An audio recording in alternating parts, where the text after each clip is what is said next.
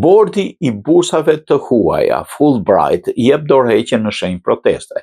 Të 12 anëtarët e bordit që mbikëqyr bursat e Fulbright kanë dhënë dorëheqje në shenjë proteste, ndaj asaj që ata i quajnë ndërhyrje të administratës Trump në programin e krijuar nga Kongresi gati 80 vjet më parë, si shtyllë jo ideologjike dhe dypartjake e diplomacisë amerikane.